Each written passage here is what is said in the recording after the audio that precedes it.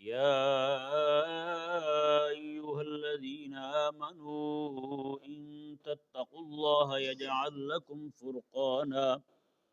فرقانا ويكفر عنكم سيئاتكم ويغفر لكم والله ذو الفضل العظيم۔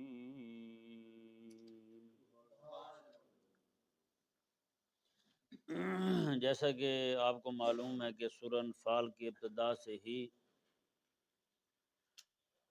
غزوہ بدر کا ذکر ہو رہا ہے، تو اس آیا کریمہ میں بھی اللہ تبارک و تعالی نے غزوہ بدر کے متعلق صحابہ کرام علیہ رضوان کو اور آئندہ بھی اللہ تعالی نے جو بدر میں فتح عطا فرمائی اس کے متعلق ارشاد فرمایا کہ جو جذبہ اور جو غلبہ دین کی فکر تمہارے اندر اب تھی، اگر یہی رہی ہمیشہ، تو اللہ تبارک و تعالی نے ارشاد فرمایا کہ ہر بار تمہیں یوں ہی فتح عطا فرماتا رہے گا۔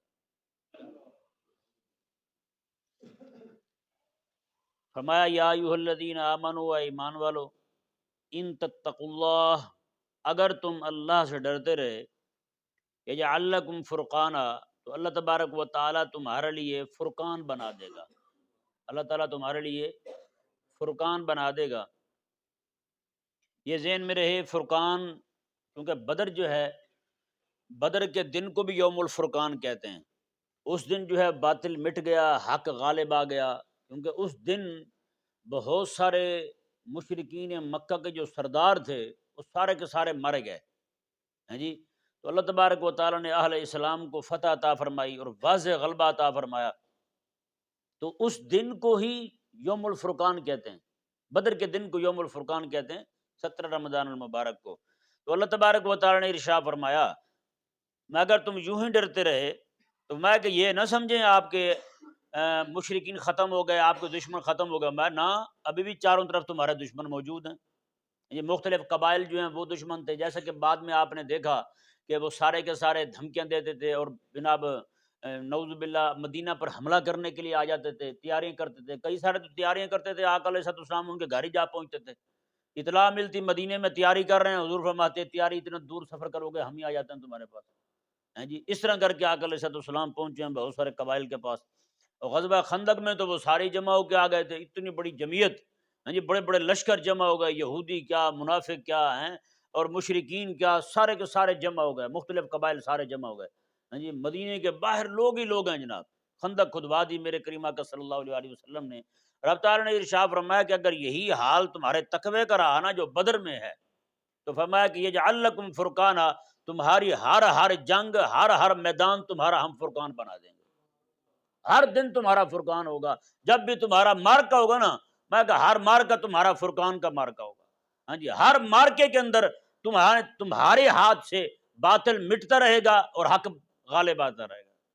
اللہ اکبر کبیرہ، یہ بہت بڑی بات ہے۔ اور مزے کی بات دیکھیں، خالق اور مالک ہو گئی، یہ تو ہم ایک دوسرے کے ساتھ کرتے ہیں نا، اگر تم یہ کرو تو ہم بھی کریں گے، ہے نا، ہم کہتے ہیں نا ایک دوسرے کو اگر تم یہ کرو نا تو پھر ہم بھی کریں گے۔ اللہ وہ خالق اور مالک ہے جی، وہ اپنے بندوں سے کیسے کلام فرما رہا ہے اپنے محبوب کے صحابہ کے ساتھ، میں کہ اگر تم یہ کرو گے میں بھی تمہیں دوں گا پھر، اللہ اکبر۔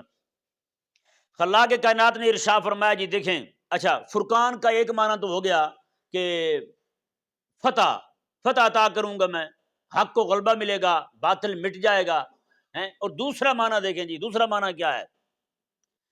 فرمایا کہ اگر تم تقوی اختیار کرو نا، پھر اتنا جو جملہ ہے نا یا جعل لکم فرقانا، یہ بھی اور اگلا بھی، اس کو پھر ہم صرف غزوہ بدر کے تناظر میں نہیں دیکھیں گے، اس کو پھر مطلق رکھیں گے، مطلق رکھیں گے ہم۔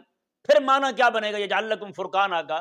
یجعل لکم فرقانا فرمایا رب تبارک و تعالی نے اگر تم پرہیزگاری اختیار کر لو تو فرمایا کہ اللہ تبارک و تعالی تمہارے دل کے اندر ایسی قوت اور تقوی، ایسی قوت پیدا کر دے گا، ایسی طاقت پیدا کر دے گا کہ تمہارے دل کے اندر ایسا نور کی شمع روشن ہو جائے گی کہ جب بھی تمہارے سامنے کوئی فتنہ اٹھے گا تو تمہیں سمجھ آ جائے گی یہ حق ہے یا باطل ہے۔ فتنے کی حقیقت سمجھ آ جائے گی تمہیں۔ جیسے حدیث پاک ہے نا، آقا علیہ السلام نے ارشاد فرمایا استفت قلبہ کا، میں جب کسی معاملے میں تو الجھ جائے اور مولوی بھی فتوے دے بیٹھے ہیں تو میں پھر استفت قلبہ کا، پھر اپنے دل سے فتویٰ مانگ، اپنے دل سے فتویٰ مانگ. یہ میں جب جو تیرے دل کا ہے نا پھر اسی طرح کر. یہ عام بندے کو حکم نہیں ہے، یہ صرف اسی بندے کو حکم ہے جس کے تقوی اور طہارت کا معیار اتنا بلند اور اونچا ہو جائے ہیں جی، اور وہ اللہ تبارک و تعالیٰ کی طرف سے اس بندے کے اندر یہ ایک مادہ پیدا ہو جائے، ایک کیفیت پیدا ہو جائے اللہ تبارک و تعالیٰ کی طرف سے اس بندے کے دل کے اندر. یہ نہیں کہ ہر بندہ جو بھی چاہے اور کہے جی میں نے اپنے دل سے فتویٰ مانگا ہے کہ یوں کر لو، میں نے پھر یوں کر لیا. یہ نہیں ہیں. اور یہ تقریباً عموماً ایسے لوگ ہی ایسی باتیں کرتے ہیں جو بالکل جاہل ہوتے ہیں، جو نعوذ باللہ جن کے دل کے اندر یہ جیسے کہتے ہیں من حرامی ہوتا ڈھیر ہیں، دل کے اندر کمینگی داخل ہوئی ہو تو وہ ظاہری بات ہے ہر حکم کے بارے میں یہی کہے گا نہیں میرا دل نہیں کر رہا لہٰذا میرے دل سے میں نے فتویٰ مانگا ہے. تو اس نے کہا کہ نہ پڑھو. میں آپ کو سچا واقعہ بتاتا ہوں. میں پیچھے جہاں مسجد میں راہ کہ بندہ تھا، ریڈیو وغیرہ ٹی وی وغیرہ ان کو بناتا تھا، وہ ان کا مکینک تھا. تو نمازیں روز پڑھتا تھا، وہ کام اس کا یہ تھا اور نمازیں بھی روز پڑھتا تھا. میں نے ایک دن نماز پڑھنے نہیں آیا تو ایسے ہی گزر رہا تھا، میں نے کہا یار نماز پڑھنے نہیں آیا آپ؟ کہنے لگے جی وہ حدیث پاک ہے نا اپنے دل سے فتویٰ پوچھو. تو میں نے آج اپنے دل سے پوچھا کہ نماز پڑھوں نہ پڑھوں، اس نے کہا کہ آج نہ پڑھ. تو میں نے پھر اس لیے نہیں پڑھی. میں نے کہا تو جیسے احمق کو بندہ کون سمجھائے بھائی؟ جب رب تبارک و تعالیٰ نے نماز کا حکم دے دیا، پھر رب تبارک و تعالیٰ کا جب حکم آ جائے پھر کسی اور سے کیوں پوچھے تو بھائی؟ بتا بھائی. ہیں یہ بھی ایک کیفیت ہے بندے کے اندر کہ تقوی چھوڑے نا بندہ. تقوی ہے کیا؟ پہلے یہ دیکھے تقوی کیا چیز ہے. تقوی دو چیزوں کا نام ہے، فرائض کو اپنانے کا اور حرام سے بچنے کا. ان دو چیزوں کا نام ہے. حرام سے بچے بندہ، فرائض کو اپنا لے، یعنی منہی ہے جو چیزیں رب نے منع کی ہیں ان سے بچ جائے. رب تبارک و تعالیٰ نے جو فرائض ہم پر لاگو کیے ہیں ان کو اپنا لے، یہ تقوی ہے بس. اس کے علاوہ اور کسی شے کا نام نہیں ہے. جب یہ بندے کے اندر یہ پیدا ہو جائے تقوی والی یہ صفت ہیں جی، پھر جا کے اب بتائیں اس نے فرض کو اپنانا ہے، حرام کو چھوڑنا ہے. تو فرض اپنانے کا حکم آ گیا، حرام سے بچنے کا حکم آ گیا، تب جا کے تقوی بندے کے اندر آئے گا. تو پھر بتائیں وہ کبھی دل سے پوچھے گا نماز پڑھوں نہ پڑھوں؟ کبھی دل سے پوچھے گا روزہ رکھوں نہ رکھوں؟ کبھی بھی نہیں ہوگا. یہ ایسے لوگ ہی کرتے ہیں جن کے اندر جو ہے نا پلیدگی ہوتی ہے. اور یہ پلیدگی کب پیدا ہوتی ہے؟ یہ نجاست بندے کے دل کے اندر تب آتی ہے جب بندہ گناہوں کے اندر مبتلا ہوتا جائے اور اس کی رسی ڈھیلی ہو جائے ہیں جی، اس کی پکڑ بھی نہ ہو رہی ہو کہیں پر بھی کسی بھی معاملے میں، اور وہ گناہ میں مبتلا ہوتا رہے. تو اس بندے کی کیفیت ایسی پیدا ہو جاتی ہے اس کے دل کے اندر کہ اسے پھر گناہ میں لذت ہیں جی، گناہ کو پھر لذیذ محسوس کرنے لگتا ہے. پھر عبادت کے اندر اسے بے مزگی پیدا ہو جاتی ہے. نماز میں اسے مزہ نہیں آئے گا، روزے میں اسے مزہ نہیں آئے گا، دعا میں اسے کیف اور سرور حاصل نہیں ہوگا. تو یہ یعنی جب اس بندے کا مزاج بن جائے ہیں پھر جا کے وہ بندہ کہتا ہے میں اپنے دل سے فتویٰ مانگ رہا ہوں. حالانکہ ایسا بندہ جو ہے اس کے عمل کا کوئی جو ہے نا وہ عمل معتبر نہیں ہے، وہ دل سے فتویٰ پوچھتا پھرتا ہے ہیں جی. تو یہ بندے کے اندر حرام کے اندر مبتلا ہونے کی وجہ سے یہ کیفیت پیدا ہو جاتی ہے کہ گناہ اسے پسند ہونے لگتا ہے، گناہ اسے اچھا لگنے لگتا ہے ہیں جی. پھر جب ایسا مزاج بن جائے بندے کا تو وہ پھر جہاں بھی اس گناہ کے خلاف بات ہوگی یہ بندہ دشمن بن جائے گا اس کا، یہ بندہ اس کے خلاف کھڑا ہوگا. ہاں جی اس کام سے منع کیوں کیا آپ نے؟ جیسے آپ موٹی سی مثال دیتا ہوں آپ کو. ہمارے ایک دوست ہیں جی، عالم صاحب ہیں، وہ مجھے خود بتا رہے تھے. انہوں نے کہا جی میں منڈی میں وہ امام تھے، خطیب تھے، کہتے جمعہ پڑھایا انہوں نے سود کے خلاف. تو مسجد کے لوگ آئے ملے، انہوں نے کہا جی یہاں تو جتنے بھی سارے منڈی والے ہیں یعنی جن کا کام ہے وہاں پہ، لاہور کی بات نہیں کر رہا ہوں کسی اور شہر کی بات کر رہا ہوں، انہوں نے کہا یہ جو سارے لوگ بیٹھے ہوئے ہیں سارے ان کا تو کام ہی یہی ہے. تو آپ جو ہے نا اس سود کے خلاف نہ بات کیا کریں، سود کے خلاف نہ بولیں آپ ہیں جی. انہوں نے اگلا جمعہ پھر سود کے خلاف پڑھا دیا ہیں جی. انہوں نے جناب ان کا سامان باندھا اور روانہ کر دیا. 2-3 جمعے پڑھائے انہوں نے سود کے خلاف، انہوں نے روانہ کر دیا. انہوں نے کہا جی آپ ہمارے سمجھ میں آنے والی شے نہیں ہیں. یہ ہے وہ مرض جو بندے کے دل کے اندر پیدا ہو جائے، گناہ بندہ کرتا رہے پھر گناہ اتنا پسندیدہ ہو جائے کہ جو بندہ اس گناہ کے خلاف بولے اسے وہ بھی پسند نہ آئے. بتائیں اب میرے حبیب کریم صلی اللہ علیہ وآلہ وسلم، اب دیکھیں نا ایک طرف گناہ جس کو ناپسند ہو، سود کو ہی دیکھ لیں، سود کی مثال دیتا ہوں. میرے کریم آقا صلی اللہ علیہ وسلم نے سود خور کے بارے میں پتہ کیا فرمایا؟ حضور فرماتے ہیں کہ سود کا ایک پیسہ کھانا سود کا، میں وہ اپنی ماں کے ساتھ 36 بار بدکاری کرنے سے بھی بڑا گناہ ہے۔ اپنی ماں کے ساتھ، جس کو گناہ ناپسند ہے، میرے حبیب کریم علیہ السلام پوری دنیا میں سب سے زیادہ نافرمانی رب تعالیٰ کی جسے ناپسند ہے وہ میرے حبیب ہیں۔ پھر جتنا جتنا بندہ حضور کے قریب ہوتا جائے گا، اتنا اتنا اس بندے کو گناہ کی نفرت کا جو حصہ ہے نا، میرے کریم آقا علیہ السلام کے فیضان سے اس سے حاصل ہوتا جائے گا۔ ہیں جی، تو میرے آقا علیہ السلام تو یہ فرمائیں ہیں، اس کی سختی کو اور اس کے گھنونے پن کو حضور یوں بیان فرمائے کہ اپنی ماں کے ساتھ، اور ایک روایت میں تو یہ ہے کہ اپنی ماں کے ساتھ بدکاری کرنا، اور وہ بھی حتیم کعبہ میں۔ بتائیں، ایک پیسہ سود کا کھانا اتنا بڑا جرم، اتنا بڑا گناہ ہے۔ لیکن آج جو ہے، جو کھانے والے ہیں وہ اس کے خلاف بولنا بھی پسند نہیں کرتے۔ اب کسی کو یہ حدیث سنا دی جائے اور ایسا کھانے والا ہو تو بتائیں کیا کرے گا وہ ہیں؟ اب یہ حدیث جو ان سب کو سنانے والی ہے جو بینک میں بیٹھے ہوتے ہیں۔ حضور فرماتے ہیں یہ سود خور جو ہے نا، اکیلا وہی نہیں پکڑا جاتا، سود کا معاملہ لکھنے والا، دینے والا، لینے والا، گواہ بننے والا، سارے کے سارے، بچتا ایک بھی نہیں ہے۔ اب بینک کے اندر جو سارے بیٹھے ہوئے ہیں، اب یہ تو ضروری ہے کہ جا کے بینک والوں کو یہ حدیث پڑھ کے سنائے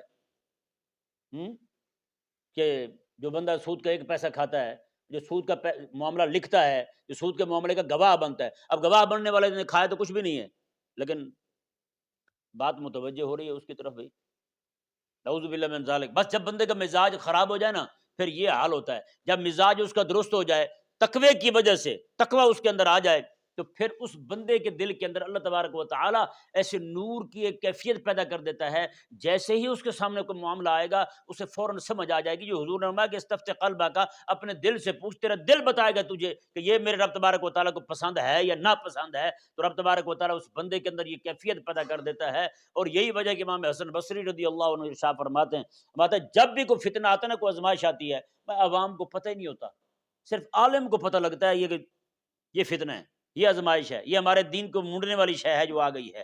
میں کہ عوام کو پتہ نہیں چلتا، عوام کو پتہ تب چلتا ہے جب فتنہ اپنے طوفان، اپنی آندھیاں اڑا اڑا کے ہر چیز لوگوں کا ایمان مونڈ جائے، میں تب جا کے عوام کو پتہ لگتا اوہ یہ تو فتنہ تھا۔ ہیں جی، اللہ اکبر کبیرہ، یہ آزمائش ایسے نہیں آتی بھائی۔ اور رب تبارک و تعالی نے جو ارشاد فرمایا نا، اللہ اسی بات کو کھولا جائے تو بات بہت لمبی چوڑی ہو جائے، سچی کہہ رہا ہوں میں۔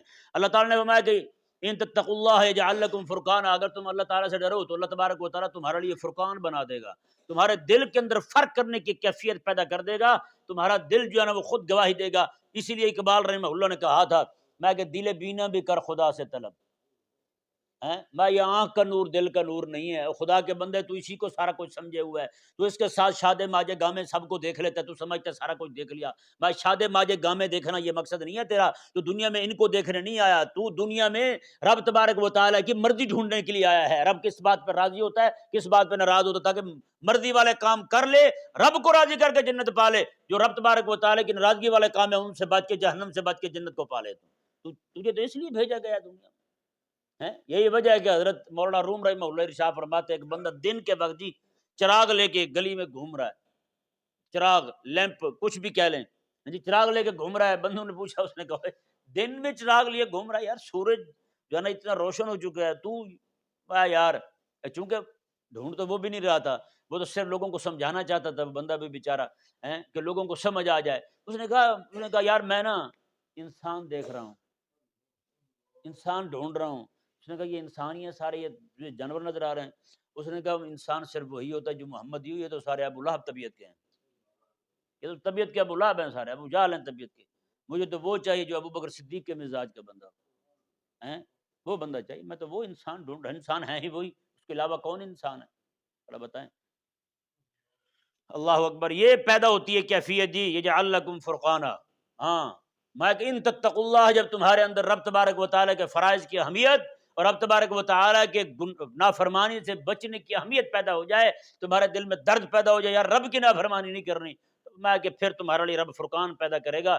جی آج ہم جب دیکھتے ہیں تو بہت سارے مولوی بھی بیچارے اندھے ہیں ہمارے جیسے، ان کو بھی فتنے کا پتہ نہیں ہے، ان کو بھی آزمائش کا پتہ نہیں ہے، یہود و نصارہ کیا ہاتھ کھیل گئے ان کے ساتھ، وہ ابھی بھی وہیں پہ کھڑے ہوئے ہیں جی، وہی باتیں لے کے اچھل کود کر رہے ہیں جناب۔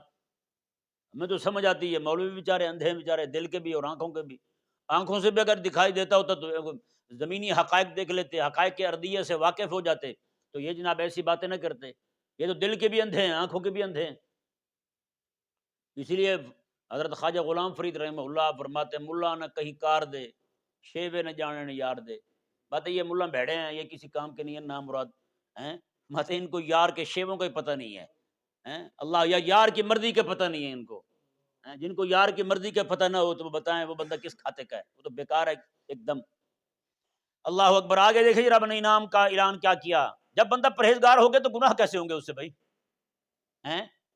رب کیا فرماتا ہے، بھائی ان تتقوا اللہ یجعل لکم فرقانا، میں کہ اگر تم اللہ تبارک و تعالیٰ کی بارگاہ کا تقوی حاصل کر لو، اللہ تعالیٰ تمہارے لیے فرقان بنا دے گا، ویکفر عنکم سیئاتکم، اللہ تبارک و تعالیٰ تمہارے گناہوں کو مٹا دے گا۔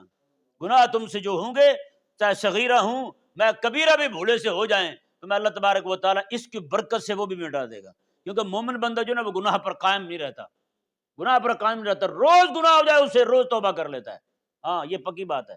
فرمایا آگے اللہ تبارک و تعالیٰ نے وَيَغْفِرْ لَكُمْ، اور اللہ تعالیٰ تمہارے گناہوں کو بخش دے گا، گناہ مٹا دے گا، اور یغفر لکم، بخش دے گا تمہیں، واللہ ذو الفضل العظیم، میں اللہ تبارک و تعالیٰ بہت بڑے فضل والا ہے۔ اللہ تبارک و تعالیٰ سمجھنے کی توفیق